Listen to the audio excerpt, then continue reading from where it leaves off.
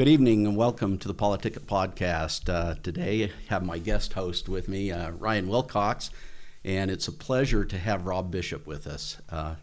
So nice that you could join us, Robb. Well, thanks for inviting me. It's good to be here. Yeah, before we were talking a little bit about this social studies standard that's being debated right now at the board. Any advice on that? I chair the education committee in the Senate, and I've been worried about it, but what are your thoughts? No, I think it's extremely important because the standard that's going to be established is going to influence how people are teaching social studies for a long, long time to come. And even if people don't think it will, it will.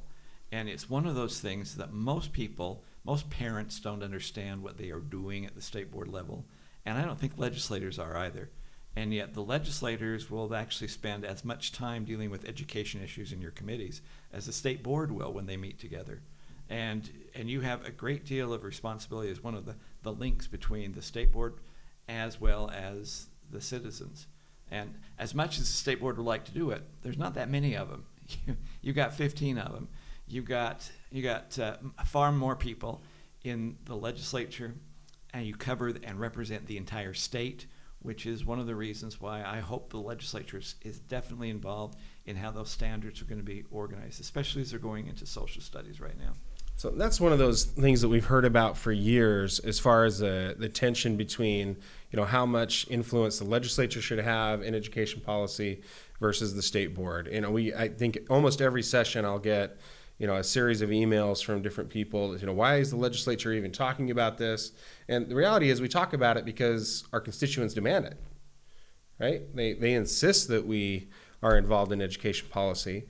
And yet, I don't know, there is a healthy tension in the Utah Constitution there where the state board has that specific responsibility separated out from and as part of that system. Can you talk to us a little bit about how you see that, how that should play?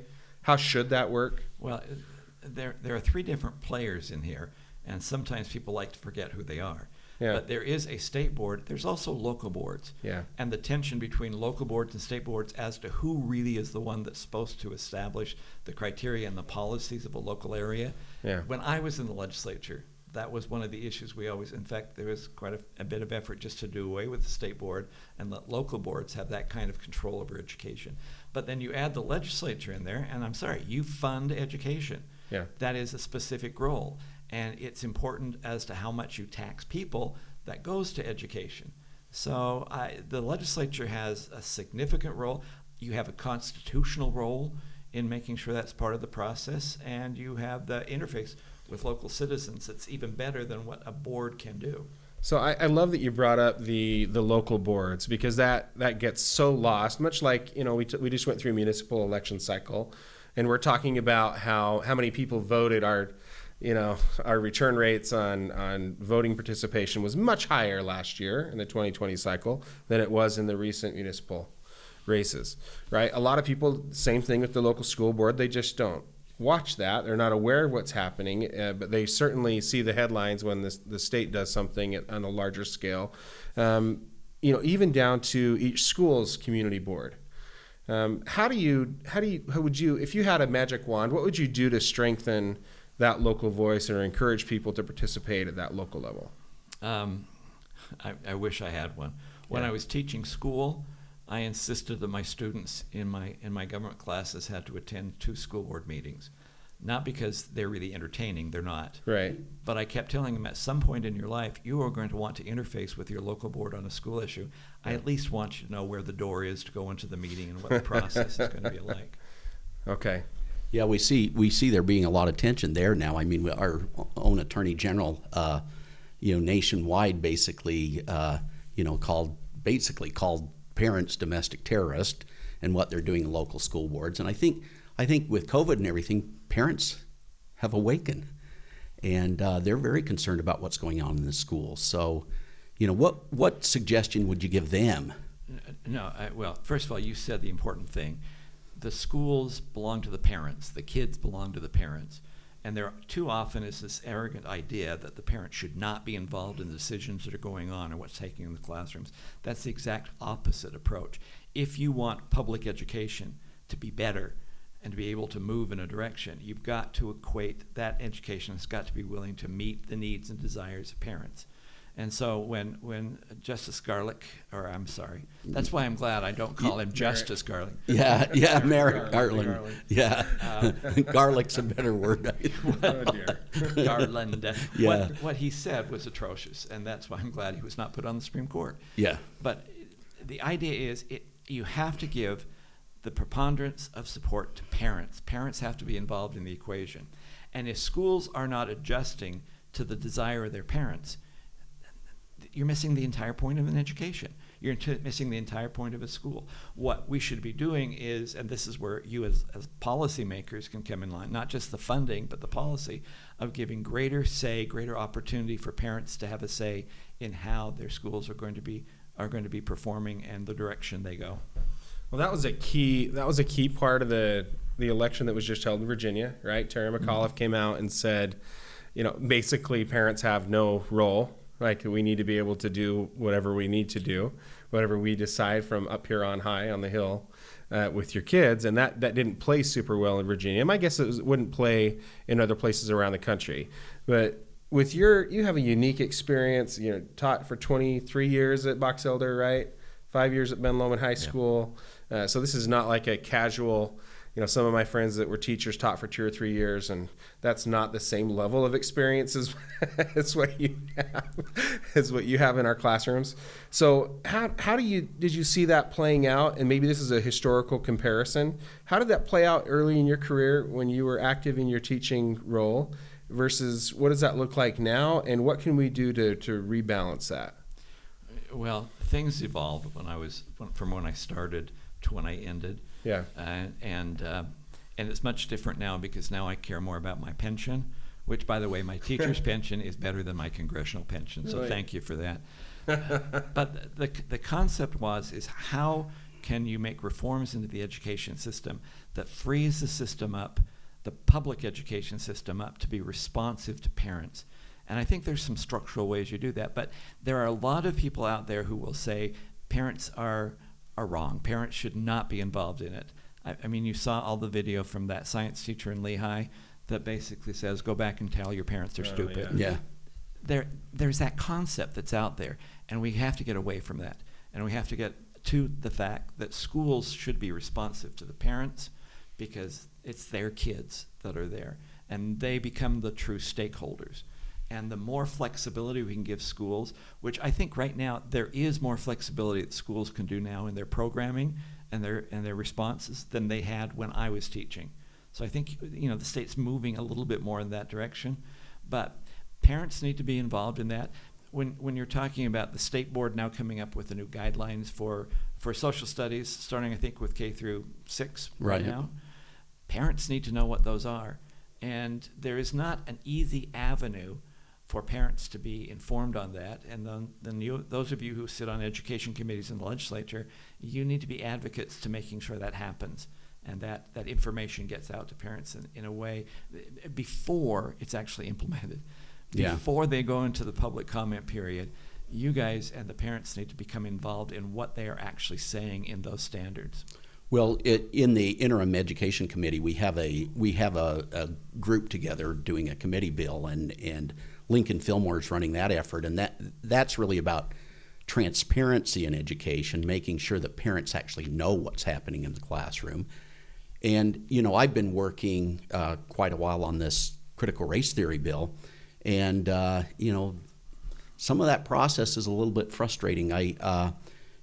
Pat Bagley just the other night in the Tribune had a cartoon that basically said that CRT is kind of like weapons of mass destruction. It doesn't actually exist, and that's some kind of Jedi mind trick that they're playing on us, telling us that. So one of the things I've been doing is me and Brandon Beckham actually are working on a documentary on CRT in the schools, and you wouldn't believe the testimonies that we've gotten already from parents all over the state. But that I guess what I'm getting at with that though is that makes the whole social studies thing a little bit scarier to me. It does, and especially with history and social studies. Like when I was teaching AP history, I would spend a lot of time getting my kids ready for their exams by going through historiography, which is the study of kinds of history. So if you look at historians that came out of the early 1900s, when communism was, with academia, the new exciting philosophy of the time, most of those historians, which you call progressive historians, were writing about conflict. They were writing about economics being the driving factor of what motivates people. They were writing about class struggle. Post-World War II, when we were going to the Cold War, I call those neoconservatives. Those are the ones that are saying, no, that's different, that there is differences, but it's really minimal, and there's much more unity within American history than division with it. In the 70s, post-Vietnam, you came up with people that were onto social history.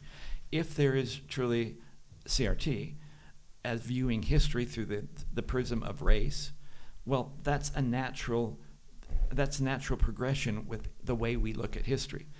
The key element is you can't really say that one of those is wrong and one of those is right, but as an individual, you better be able to understand which one of those you believe and which one you don't. So you can make a quantifiable difference between if you're reading what a progressive historian or a neoconservative or a new left historian or a critical race theory historian, how they are interpreting history. I think that's important, and I think it's important for parents to be able to distinguish those different styles of history. The important thing is to make sure that the teachers and kids realize that what the book says is not necessarily the most important thing. The books can be skewed. So make some kind of evaluation of what style the book is looking at, and then you can evaluate what the history that they're talking about, how it's going to be presented. And that's important, and that's where transparency comes in. Teachers need to know, but even if there is not an official critical race theory agenda or program or curricula, there are ways in which you actually view the teaching and you skew it to make sure that that is the style of teaching that takes place. So it's much more complex than that, and it's much more complex than a Bagley cartoon will ever make it. Right. Yeah. Yeah, it's funny. We see a lot of different words. I mean, really, the big word right now is social emotional learning, and they still talk about the same concepts: equity, diversity, inclusion. And, some of those words become a little bit loaded when you see how they're executed. That's true.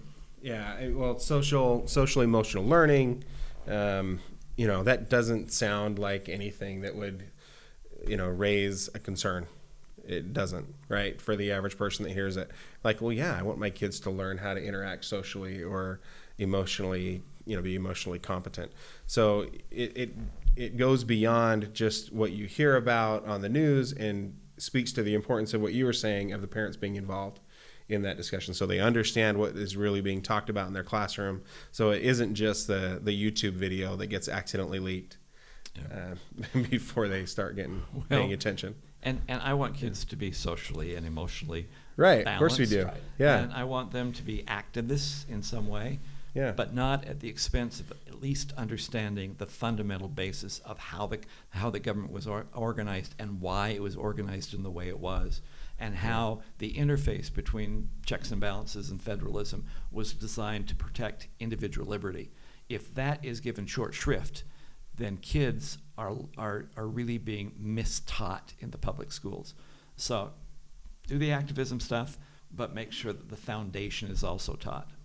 Right, and I liked your comment before where you were talking about unity and the fact that, e pluribus unum, out of many one, right? And in times when we've unified as a country, we've actually done a lot better. And like you said, I think it's important to recognize that there really are a lot of things we agree on.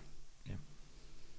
So, talking about federalism and stuff, I'm kind of curious. We've had these mandates of late. One of the things I said in the legislature in a Senate meeting was, hey, we're a check on federalism, right? We're a check to push back on things from the federal government, but we complain about them a lot, but we don't do much. What could we do? Do a whole lot more. And the first one is, Dick Armey used to say, if you want to get out of the trap, let go of the cheese. So when we accept federal money for programs, there are strings attached to that, and that's one of the things the legislature could look back at especially if the legislature wants to actually codify or ratify the acceptance of federal largesse. At least if they do that up front. There was a bill we once piddled around with in Congress to try and increase federalism by saying you can take federal money, but you have to state up front that you willingly take it and why you are taking that, so the people know what's happening. It just doesn't sneak into the budget in some particular way. But it's also one of the things where you, like, in fact, I was just talking about executive orders in Salt Lake an hour ago.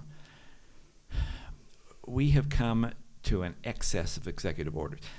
Executive orders have always been there. Washington did 8 of them. He was the first one. From the Civil War to 1900, they did 158. But when Teddy Roosevelt came in there, who did not believe in federalism, he thought decisions should be made in Washington. He did 1,008.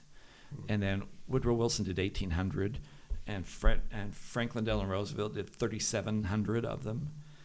Well, look, every time you do that, you are running the risk of having an executive official making a legislative decision. In fact, some of them were overturned when Truman did his one on taking the steel mills. It was finally overturned by the Supreme Court saying, no, you're writing laws, you're not just interpreting the law. That's one of the areas in which states and state legislatures, I think, need to take some dominance. In all of these issues, if a legislative body is making the decision of these issues, I can respect it, the elected representatives of the people. If an executive is making it as one man or woman making a decision, I'm sorry. That's a violation of the principles of executive power versus legislative power. And that's why I think too many of these executive orders, whether they're done on the presidential level or the governor's level, I think they're problematic, and I want the legislature to step up and take their responsibility. You're the ones that could and should be making these decisions, not passed off to an executive branch decision.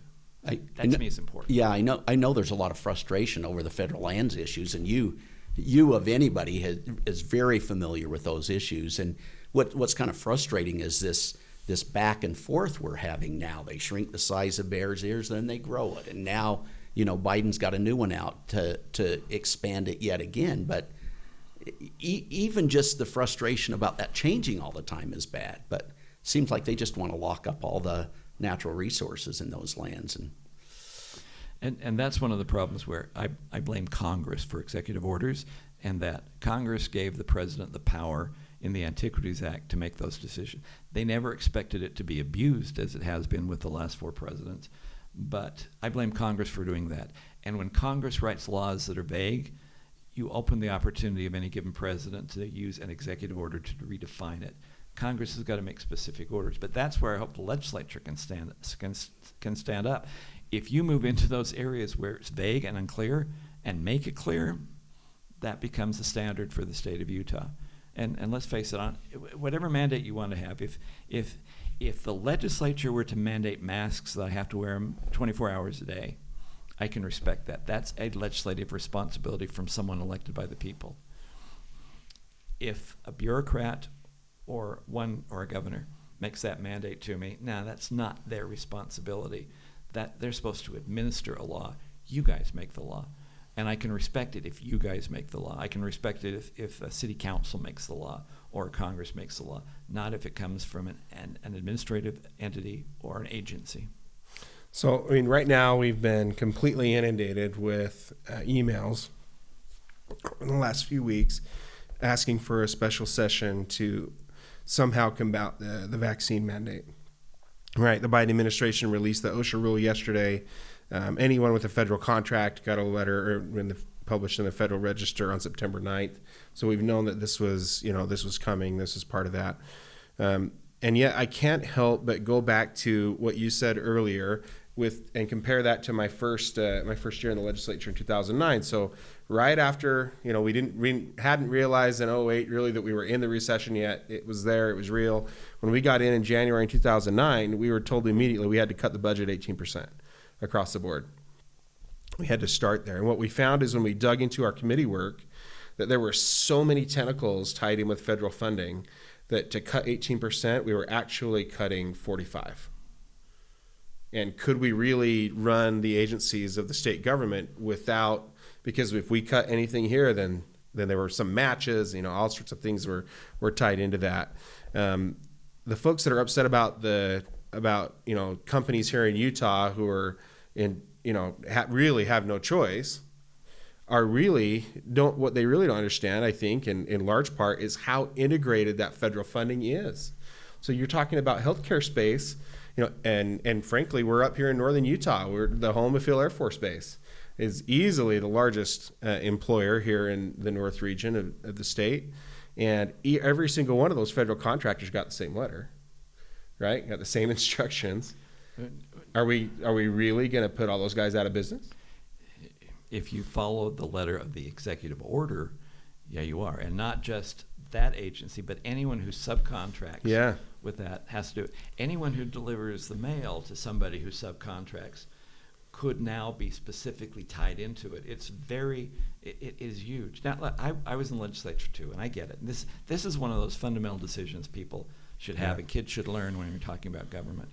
It is very easy as a legislator to say, look, I want to provide $10 of service for this program, and if I only have to spend $4 in raising your taxes, and the other $6 can come to the federal government, it's magic money. I look good to my constituents because it's only $4, and I give them $10 worth of services until you have to make some kind of adjustments to it. The worst kind of government is that. The worst kind of government is when one entity raises the money and a different entity spends the money. And that's what you want to try and get away with, which is one of the things that Dick Armey said. If you want to get out of the trap, you got to let go of the cheese. Yeah, and that cheese is huge. So you're talking, for healthcare systems, you're talking 45% of the patients that they see are covered by Medicare and Medicaid. So we either don't take care of almost half of those who need it. And you think about Medicare and Medicaid, who are those patients? Those are your elderly. Me. I was not going to say that for the record. I'm almost there. Those are primarily your elderly and your children and indigent who can't otherwise do it, right? So you're telling these folks that you're going to not take care of them, or you've got to do whatever the whim of the current executive is.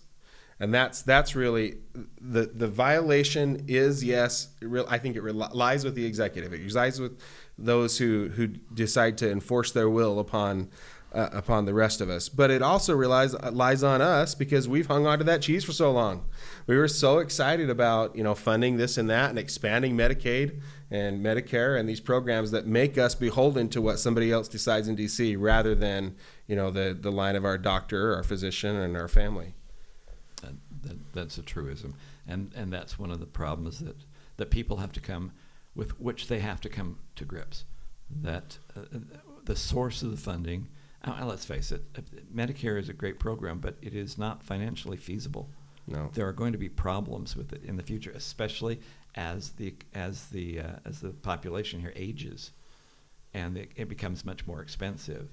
There changes are going to have to be made, and that's going to be some difficult decision making. And if you don't really have control of that situation, because of whatever forces, even if it's federal funding,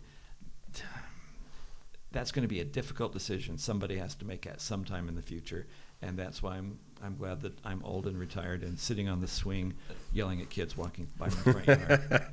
Yeah, but this is the very time we need the experience that you have. It's hard when you first go in, understanding kind of the landscape and how far you can go with things. And I'm having difficulties with this whole federalism idea and how, what can we actually do? I know the federal government gives us a payment in lieu of taxes on those lands, right? But I don't see why we can't, adjust that somehow. I don't know how we actually take back, more than half of our state. This is a longer podcast question. Yeah, it is. That's one for an entire afternoon all by itself. Yeah. There are legal ways, and I'm sorry. The most significant one is you got to look at where Utah became a state, and look at that document. And there is a way that Utah can have control of it, but you've got to make sure you can go through a court system that will recognize the language that was there in the statehood application for Utah and every western state. Right. It is complicated, but it is important to know that actually whether the state owns the land or the federal government owns the land, if local people who live there have a say in how it's managed, then you can work it through in some particular way. The problem is with the federal government's ownership, they very seldom have ever allowed local people to have a say in the management portion of it.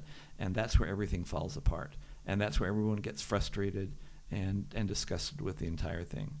And how they were managed. And I'm sorry, I cannot say that when Biden did what he did on Bears Ears that he was lying, because that implies he knows what he's talking about and disrespects the truth. He didn't know what he was talking about. Statements that were made simply are factually inaccurate. And that's, once again, a whole lot longer of a topic than it'd it'd be interesting really to talk about that at length sometime. Shifting gears a little bit, let's go to the independent redistricting committee. I know you were a little bit frustrated with that process, and I get these emails every day saying I need to follow the independent redistricting committee, and I haven't actually seen their report yet, but it's been submitted. I think we'll review that this week. Yeah, you'll get it. Here's the problem. It was passed by a very narrow margin in 2018, which is also when you had a marijuana initiative on the ballot, and there were a lot of strange things that were happening in 2018. It was defeated in 25 of the 29 counties. So to say that this is a universally wonderful idea that was accepted by people is slightly inaccurate. It was basically 2 counties that pushed it over the top, that wanted something different.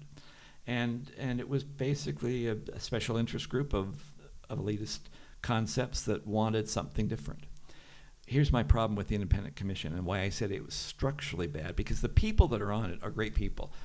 I didn't know many of them. I've learned to like them and respect them, and they're good, and they spend a lot of time at it. But it was designed to fail because there's only 7 members on the committee, 5 of them from the Wasatch Front, the majority of those from Salt Lake County. It's designed not to understand what's going on. I mean, one of the commissioners bought a nice map and laminated it so that commissioner could find out where Wayne County actually exists. Yeah. The difference for the legislature is in twofold. Number one, you represent every part of this state, where the commission had no one from southern Utah or central Utah or southeastern Utah and 2 from northern Utah, so we were overrepresented, and the rest simply from the Wasatch Front. The legislature covers that by having people who represent and know where Vail actually is and where Grouse Creek actually is. So that's different. The second thing that is different is with the commission making the decision, then they just simply go back in the woodwork. I mean, there's nothing, no one is accountable for anything. We just do it. As a legislature, though, you have to cast a public vote. You have to stand up and explain it. You have to go to your constituents and explain it, and then submit yourself to them for their approval of what you actually did. That is true accountability. And that's probably why the Constitution says it is a legislative responsibility to do it.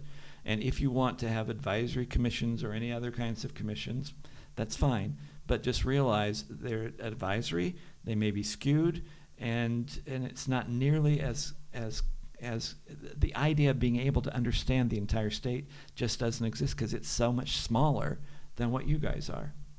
And so that was the first problem. The other problem was the inability to represent that there needs to be a discussion of both urban and rural everywhere. I'm rambling, so tell me what you want me to do. I love this. This is exactly what I wanted to hear. If I could have my way, I would want every state legislative district to have urban and rural in it. But you can't. With 43,000 for that, what, about 112, 118 something for a Senate seat? You can't do that. But you will have urban area representatives and rural representatives, and you are forced to come together in a state legislative process where you're all on the committees at the same time, you're all on the floor at the same time, you are talking about these issues together so that you will understand what takes place in both urban and rural, and you get that discussion taking place. In a congressional level, and this is where I got frustrated by people saying, well, I vote for the same representative that my mother in St. George votes for. And I thought, big deal. You vote for the same senator and governor and Supreme Court justice in Utah as your Right. mother in St. George votes. I don't know why Congress is supposed to have representing a community of interest only and we can't do anything else. But we have 4 representatives in Congress.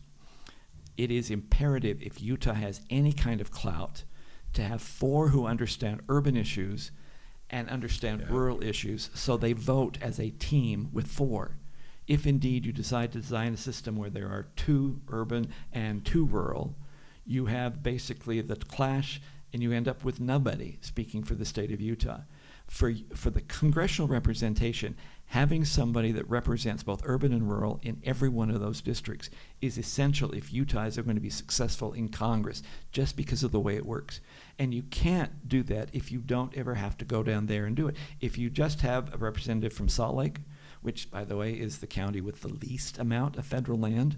Right. Yeah, Garfield right. has 10% private or less. Salt Lake has 10% public or less. If you have somebody who's only there and only serves there and doesn't have the chance of going down and seeing what happens in rural Utah and southern Utah and what the impacts are and talks to those people as part of their job, as part of their staff, you inherently will not be able to represent them as well. Utah got a second representative in 1910. And so for the 110 years since that time, 90 of those, you've had urban and rural in every legislative congressional district. There were two cycles, 20 years, where you didn't.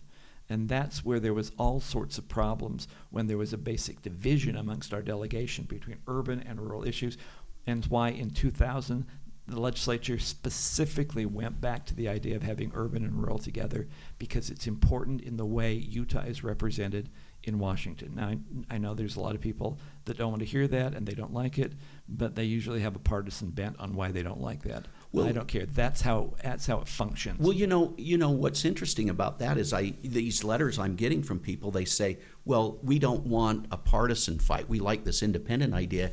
And from what I've heard so far and what's coming, seems to be a lot more partisan than what we've been talking about, right?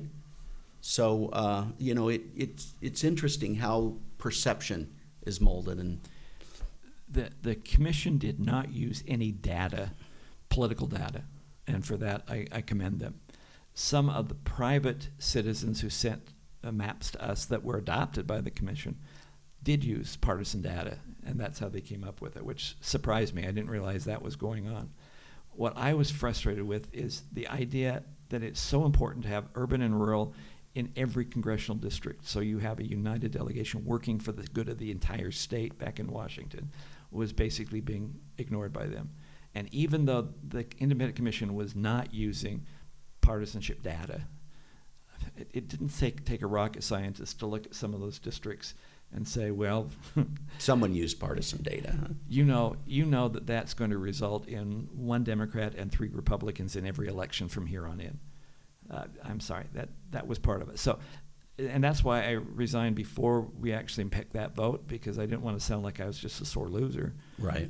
But I saw where it was going, and I could count the noses, and the commission did not, on the congressional level, did not give you great maps. On the legislative level, I'm not crazy about the maps either. School board, and I don't know if this is serendipity or not, I think the commission came up with some pretty decent school board maps. You should look at those carefully. But on the others, you have the constitutional responsibility as a state legislature to do the job. Make sure you don't abrogate that constitutional responsibility. And that's the conflict, right? I was here 10 years ago and we went through the last round of redistricting, and it was a difficult process, and we studied those things over and over and over again. And I remember going down and talking to the speaker about how important it was that we got down to exact numbers, right? And so in some cases we had to come back. We had cut properties in half, found out that somebody was living in the barn on the property, and so then those 2 people didn't count. Anyway, just like silly things like that, but that's how detailed of a process that was, and really just to make sure that that we were doing exactly what we were asked to do, and that we did a good job before we left. And this time around, with the independent commission, I'm not sure what that means. Having watched that, it's a little bit to me like, We just talked about finishing up our municipal elections where we say they're nonpartisan, and then going and looking at the donor lists. It is very clear, like which ones are party supported, and all of those things. I feel like it's another way to say, well, we're not going to tell you what the biases are, we're not going to tell you what the affiliations are, and we're going to pretend like that makes it somehow better. Well, if you want an independent commission that's not partisan, then don't appoint them by partisan groups. Yeah. Which is one of the issues you have to do with. I'm glad you also mentioned deviation, because that was one of the things I had to argue on the independent commission, and they didn't accept it right away. But on congressional maps, you need a 0 population deviation. Anything more than 5, and it's going to go to court. Right. And it will be thrown out, because it is possible to have 0 or 1 as a deviation. And if it goes to court and Utah's system goes to court, you're going to have a judge making the final decisions. Which is worst case scenario. It is. Yeah, we watched that in San Juan County recently, where a judge completely redrew and rewrote it after they had done that previously. That was one of my favorite processes to watch. But that to me is the definition of worst case scenario. Talk about anti-representative government, anti-federalist, right? Yeah. So our commission spent a lot of time with an attorney we hired telling us how we could defend ourselves against it, until finally George Thorne, who's on the commission, finally said, what Rob is talking about is not how do we defend ourselves, but how do we avoid a lawsuit in the first place. That's important. You can defend almost anything if you hire an attorney to do it. Sure. But the goal is to draw something that won't be litigated in the first place. And it's deviation that is the most significant issue. If the deviation is 0 or 1, you're not going to lose a litigation. What do you think?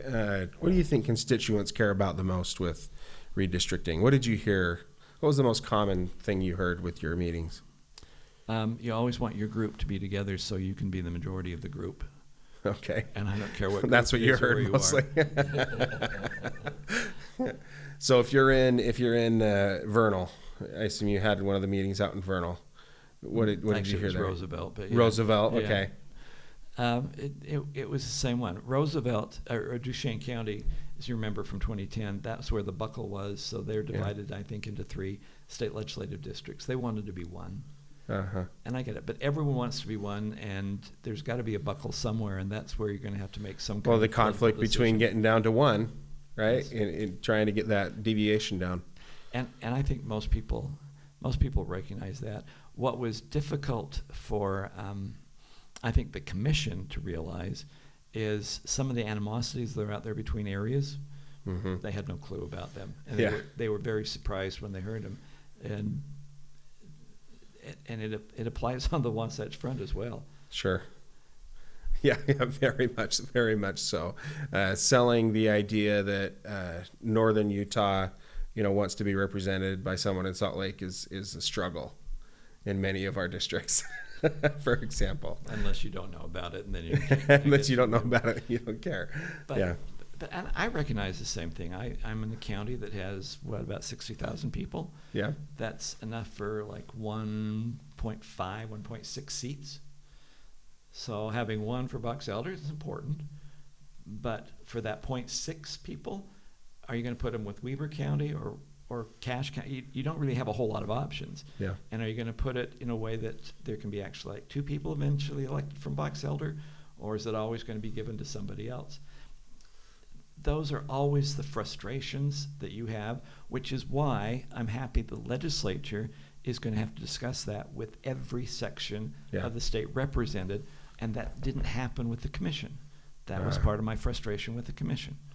Those decisions have to be made by people that know. I mean, look, if somebody sent us a map that wants to combine Mendon and Perry and Huntsville in one map, in one district, well, the numbers work, and if you look on a map and forget that there are mountains right there, that works. But the idea that to get from Mendon to Huntsville, you're going to have to go through 8 different districts. Yeah. There's got to be somebody that understands what those areas are, and that's the value of having the legislature do it. Well, I'm excited about it. How about you? I don't know. We've certainly got a lot of letters about it. I get a little bit frustrated sometimes. You know, it's just like Weber County. I mean, we've got pieces of 3 different senators in Weber County, and a lot of these counties are saying, well, we'd rather have our own senator. And I'm thinking, boy, when there's a Weber County issue, there's 3 of us that are working on it, at least, right? Which is back and to the that's kind of congressional- like your congressional argument there. I think the county's actually better off that way. You know, I mean, all of these things are a little bit frustrating, but I really appreciate you discussing those things with us. I've learned a lot. No, you said one of the trade-offs. If you have 3 people talking about your issues, or 1 or 2 people talking about it does make a difference. And having where those lines are drawn can be a benefit as well as a curse at the same time. What I was frustrated with so often is people would stand up in front of the commission and say, I want my voice to be heard. Well, I'm sorry, your voices are heard. You write a letter, you pick up a phone, your voices are heard. Yeah. What you're really saying is, I want my candidate elected, and it's not happening, so I want you to change the boundaries to make sure my candidate gets elected. Yeah. You got to realize that's the underlying message, and that's a message that I have to disrespect. And this is maybe one of the more important things that I learned when I got to work with you a little bit with the federal delegation, and that is that piece, those 4 voices that we have in the House and the 2 that we have in the Senate are so small on the national stage. It's not just that we can't afford to not have, you know, these issues understood with our 4 or our 6 total, but we have to be working in concert with other Western states in order to be able to even explain what the issues are back east. They just do not have a concept, for example, of federal land. Right. It doesn't exist. Like, they have no idea that we're literally talking about 2/3 of our state that's controlled by someone who is not from here, does not live here, and really has no interest other than playing here on vacation. Right? It's just, we have to be able to not just exist or work with the Congressional Western Caucus, but to build coalitions with like-minded states and those that understand our way of life and what that means to have, you know, federal land all over the place. And not just for that issue, but so many others as well. So I'd like to hear, just before we close up here, what your take is on how important that redistricting relates to, you know, the concept of having a proportional representation that represents the state and our relationships and our ability to actually pass laws in Congress. Having a united delegation, because we're a small state, makes a huge difference. So when a New York congressman decides to have a bill that affects only Utah and can't pronounce the words Tooele or Duchesne, to actually have 2 senators and 4 representatives, and one was a Democrat at the time, stand in a committee room and say the exact same thing was powerful. Yeah. The last lands bill we tried to pass, the first time we didn't have a united delegation. One of them was opposing it, and it failed. The next year, we got everyone together on the same page, and we finally passed something which had a lot of good things in there for Utah. It is important to have a united delegation, and that is why they have to do it. And it's important to have them understanding not just rural issues, but urban issues. Yeah. And it's not just about public lands. It's about water development. It's about rural economy. It's about the growth that we're going to have. It's about the growth in the Hill-Field area. 5,000 new jobs to do the replacement for the Minuteman. I mean, where are we going to put them? How are you going to build the infrastructure for that? Those are decisions that I need 4 people and 2 senators dealing with and saying the same thing and arguing the same position. And if you put, I mean, it's possible you can actually get either a bad person that won't agree with anything, or you can get a good person. But if you can draw the lines of districts in some way which gives them the tendency and forces them to have staff and people to go to those areas and understand those different areas, that's important. And I'm sorry, the 3 maps we sent to you from the Commission on Congress, they didn't do that. Well, we appreciate your visiting with us today, Rob. We're out of time, and thank you very much. It's been an honor, really, to talk to you. Well, that's not, you have to say that. Afterwards, you can go back and say the truth. I appreciate that. One of the things I want our audience to know about is that we're actually broadcasting from the Browning building. This is the last building where John Browning walked through, and this was his gun shop. And they're actually having a Browning week November 12th and 13th from 9 to 5. And we would appreciate it if you stop by. Thank you. It's worth the time. It's a cool building.